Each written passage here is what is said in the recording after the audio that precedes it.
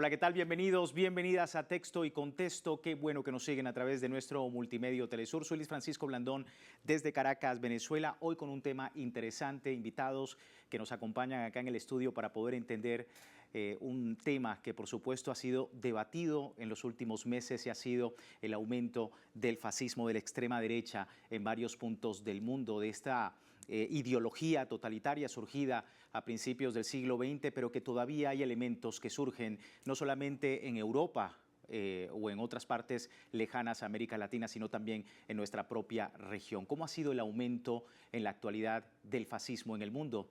Le invitamos a seguirnos. Alrededor del planeta, la ultraderecha ha logrado acceder al poder y en otros países tienen una participación influyente en parlamentos y otras instancias estatales. Amenazan constantemente a la migración y arremeten con bloqueos y sanciones a países que no se ajustan a sus intereses. En el caso de Israel, su régimen de ocupación causó el primer genocidio de la historia registrado en tiempo real.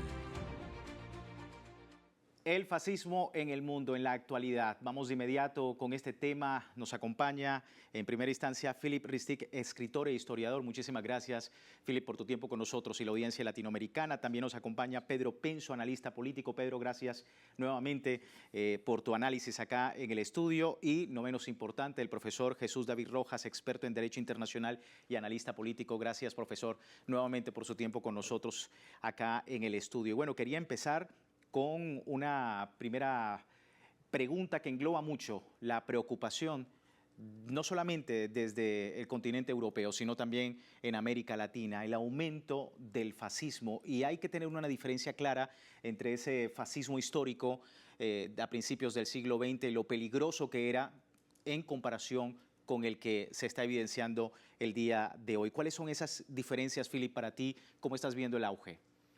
Quizá la más grande diferencia es que cuando llegó al poder Hitler o cuando llegó al poder Mussolini en Italia y en Alemania, ellos llegaron porque la derecha en su momento hace una alianza con ellos para salvarse del peligro para ellos, el peligro comunista en este momento. Hoy en día llegan por vía electoral de manera muy casi fácil. En toda Europa hay 3 países que tienen a la extrema derecha gobernando, hay 4 que co-gobernan con la derecha tradicional y uno puede ver que la matriz principal del fascismo no ha cambiado tanto. Cuando se acusaban a los judíos de ser los que robaban, los criminales en los años 30 en Alemania, bueno, hoy en día en Europa se acusa al negro, se acusa al árabe de robar el trabajo del otro, de ser criminal, igual como se acusan a los venezolanos al exterior de Venezuela, en América Latina, en Chile, se le acusan igual.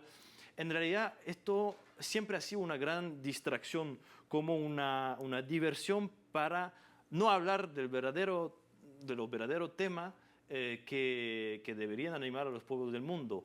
Actualmente, en el mundo hay oligarquías, hay una oligarquía mundial, hay oligarquías locales que se enriquecen y que se enriquecen aún más con el COVID y con los últimos tiempos. Y cuando tú hablas del negro, del árabe, cuando tú hablas del venezolano, no hablas de la repartición de riqueza, no hablas del poder de los dominantes. Siempre ha sido una gran distracción así. Así que yo creo que América Latina sigue resistiendo en el sentido de que, bueno, está México, está Venezuela, por supuesto, Cuba siguiendo resistiendo, pero tampoco hay que equivocarse, en América Latina también llegó Bolsonaro, por fortuna se fue, pero llegó Milei en Argentina, llegó de nuevo Trump en América del Norte.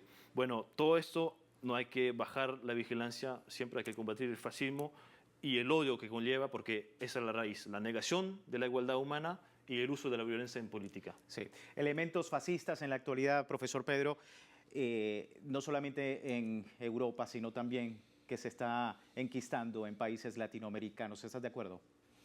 Sí, hay una nueva forma de expresarse de este fenómeno que se dio en la entreguerra, que se denominó fascismo.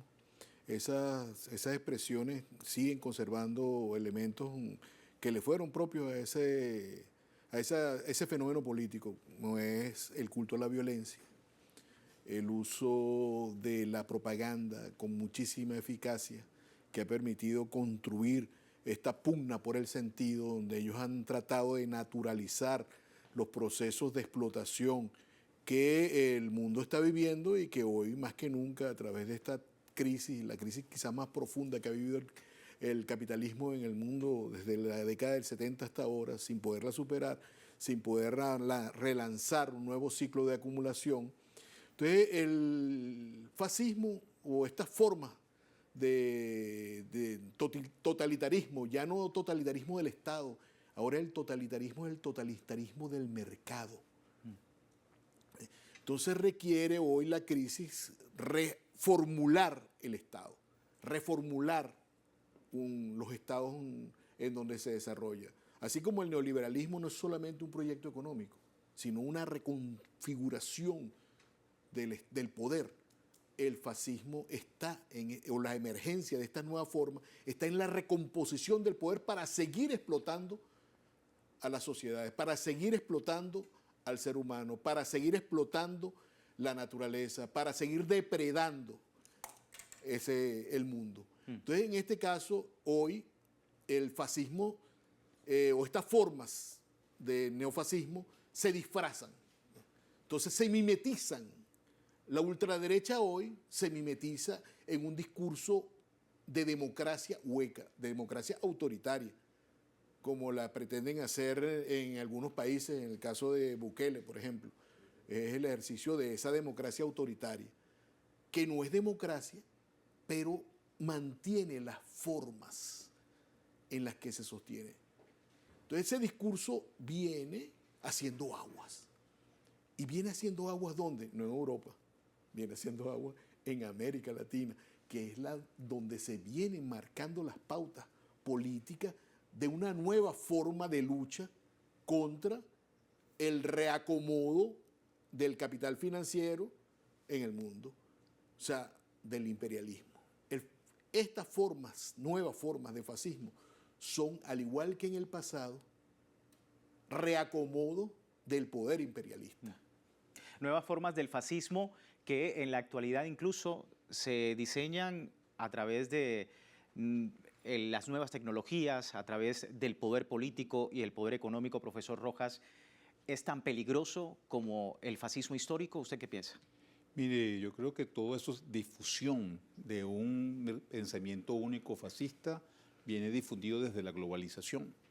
Cuando se hace la globalización y es normal que usted coma hamburguesa y es anormal que usted coma, en el caso venezolano, arepa, porque tiene que desmontar las formas culturales para que usted tienda a pensar como un norteamericano o como un francés o como los grandes países tradicionalmente colonizadores.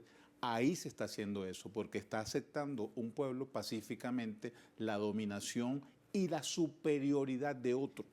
Entonces, a lo que dice Pedro, yo le agregaría, no solamente América Latina, en el Sahel se está dando una experiencia de independencia contra movimientos fascistas. Lo que pasa es que ya no se llaman movimientos fascistas políticamente, sino se llaman fundamentalistas, que son nuevas armas que se está utilizando el imperialismo para implementar y dominar a los pueblos a través de la religión, que de alguna forma a Hitler se le obedecía prácticamente como un semidios. Y eso era lo mismo que aceptó en Italia el Duce desde los principios de los años 30. Eso ha mutado con las nuevas tecnologías, porque si ahora usted manifiesta algo diferente o manifiesta su propia cultura diferente a la cultura de globalización, está poniéndose en contra y es usted tildado de salvaje, de animal, porque no está en los estándares. Cuando usted habla de los estándares de democracia, por ejemplo, ¿cuáles son los estándares de democracia? ¿Cuál es el estándar de democracia en Francia que un presidente convoca a elecciones anticipadas en el Parlamento y las pierde, pero convoca a primeros ministros de su misma tendencia y los impone a través de triquiñuelas y corrupción? ¿Cuál es la democracia en Estados Unidos, que ahora el lunes asume un presidente que va a tener todo el poder y aquella aquella teoría de Maquiavelo de pesos y contrapesos, vamos a ver cómo funciona, porque todo el país se están aprobando leyes con ideas que ha dicho Trump, que no ha tomado posesión con el nuevo Congreso. Entonces, ¿cuál es el modelo en España? Que pareciera que el presidente del gobierno español fuera el jefe de la oposición porque prácticamente manda el Partido Popular y Vox. ¿Cuál es la democracia en Italia? Con una presidenta como Meloni que dice que no se puede criticar a Elon Musk, pero sí hay que criticar a la otra persona que hace inversiones con intereses propios y estratégicos. ¿Cuál es el estándar que ellos critican? Mientras al presidente Maduro se le llama dictador, a Netanyahu se le llama demócrata, a Trump se le llama honesto y va a asumir la presidencia con una condena de los tribunales norteamericanos, no de otro país. Entonces, ¿cuáles son los estándares morales que se están rompiendo a través de la imposición de ideas fascistas? Porque lo primero que acaba el fascismo son los estándares de moralidad. Se deshumaniza el ser humano para que sean las masas las que destruyan al disidente. Y la alineación, sobre todo en lo que mencionabas de la cultura en países latinoamericanos. Pero yéndonos un poco más a Europa, porque en Europa, teniendo en cuenta los datos que me ofrecen, en Europa recientemente con un Consejo Europeo que ha tenido histórico, una votación con la extrema derecha el año anterior y que efectivamente se ha volcado a este tipo de políticas neoliberales, se presenta como algo más brutal para los pueblos de Europa y del continente, es decir, hay mayor peligro para las democracias en la actualidad que hace unas décadas atrás. Dejo la pregunta en el aire, vamos a una pausa, ya regresamos.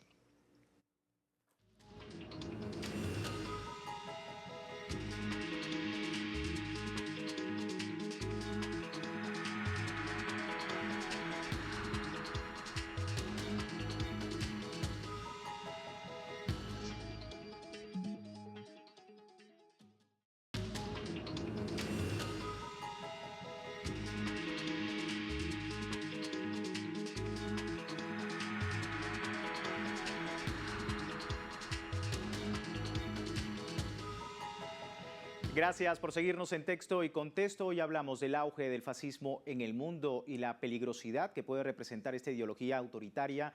Hemos visto, por supuesto, cómo repercute en la vida política y social de los países de Europa y Latinoamérica. Y hablaba antes de la pausa del peligro que representa en la actualidad, sobre todo en Europa y en parte de países latinoamericanos con gobiernos de extrema derecha, precisamente porque hay una relación entre ese fascismo histórico de lo peligroso que era antes y cómo en este momento se está abordando el fascismo en la actualidad, teniendo en cuenta que hasta lo apoyan. Es decir, hay un apoyo desde parlamentos, desde partidos políticos, sobre todo en Europa, que permiten este tipo de ideología extremista y muy autoritaria. ¿Hay peligro? ¿Podemos decir que hay un peligro latente? Felipe, ¿tú qué dices? Por supuesto. Por supuesto, yo vengo de Francia, no puedo decir lo contrario, tú lo dijiste muy bien.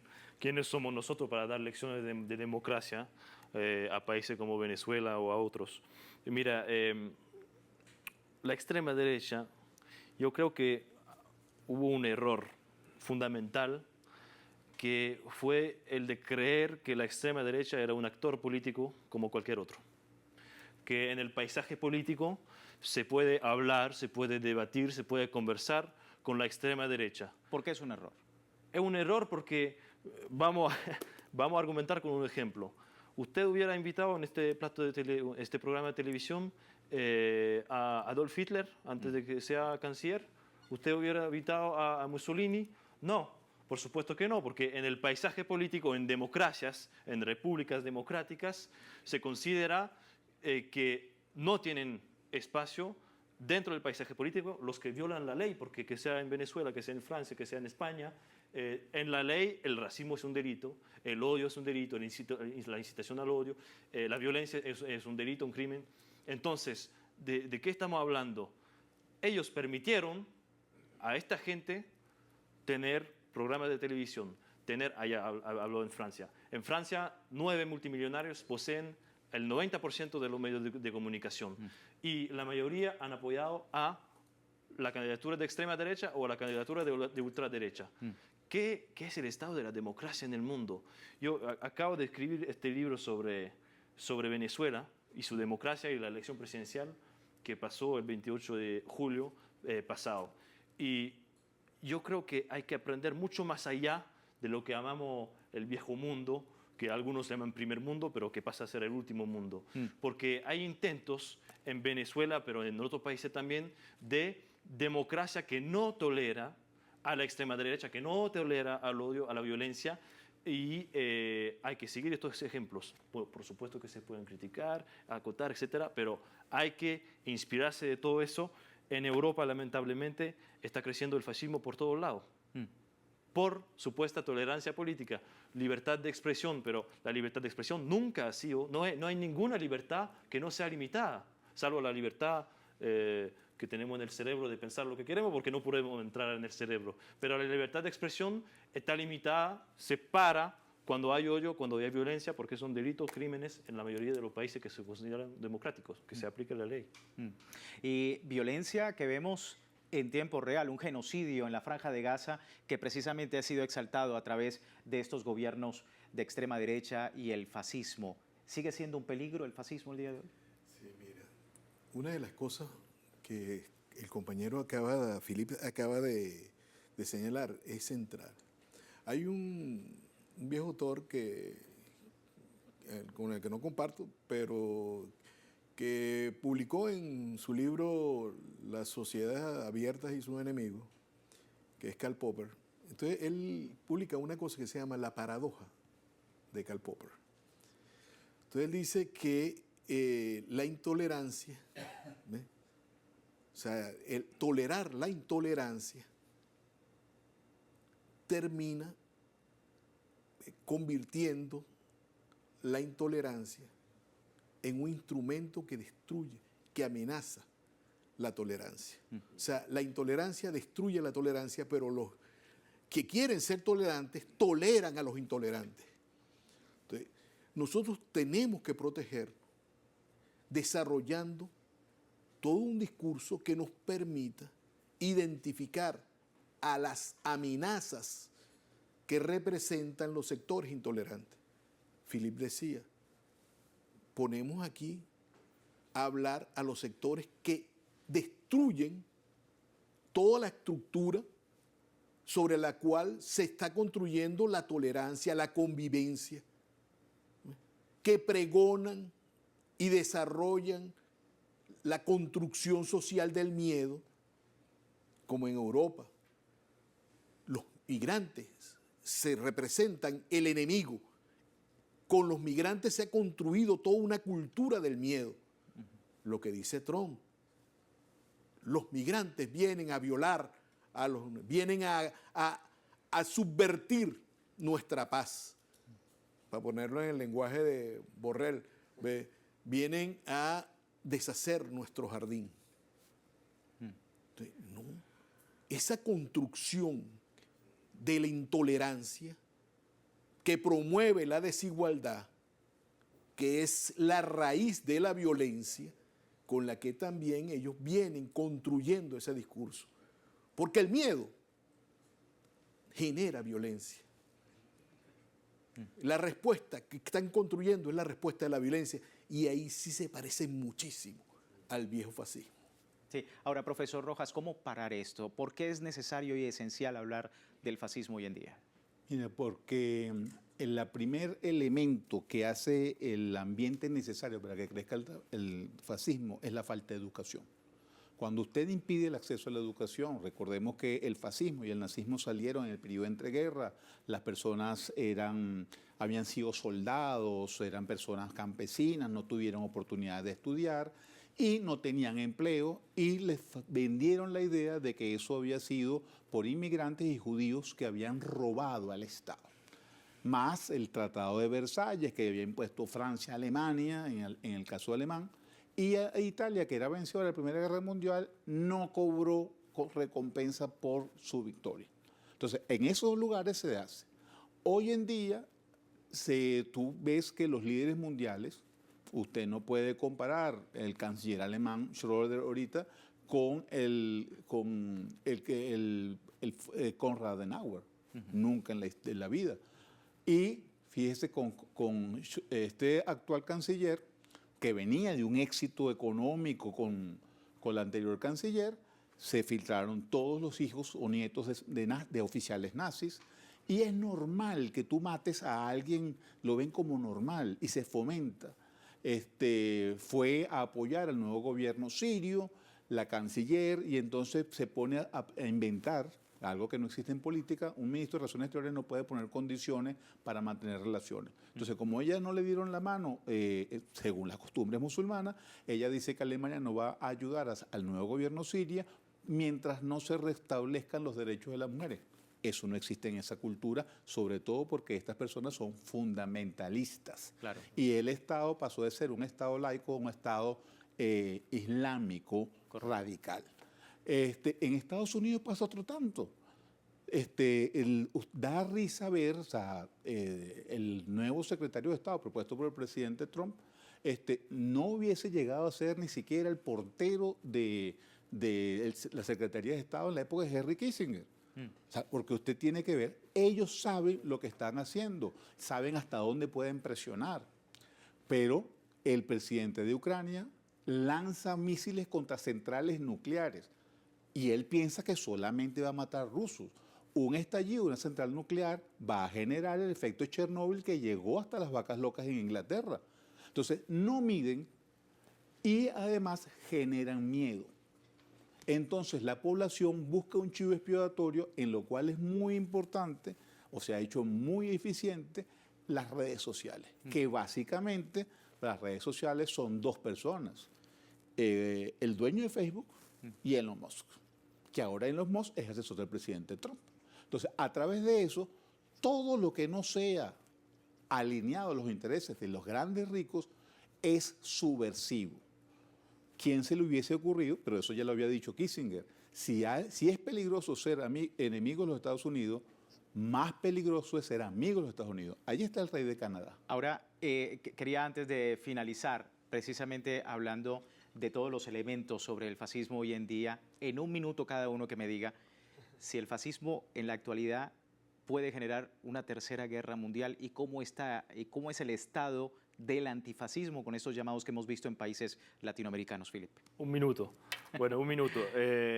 Mira, hablando como francés, vengo de un continente donde estalló una guerra, la guerra en Ucrania, que puede generar una tercera guerra mundial. Vengo de un continente que produjo 2 guerras mundiales y ojalá que no produzca la tercera. Yo creo que hay que dejar de ver a los europeos, supuesto primer mundo, como un primer mundo. Hay que dejar de inspirarse de los malos modelos. Elon Musk, Zuckerberg, todos son productos de una sociedad, la sociedad del consumo, de la competencia, de la avaricia, en fin, la sociedad capitalista, que en el fondo es el problema fundamental que genera este fascismo. Sí. Pedro. Bueno, ojalá que no se cumpla esta de que el imperialismo muere matando.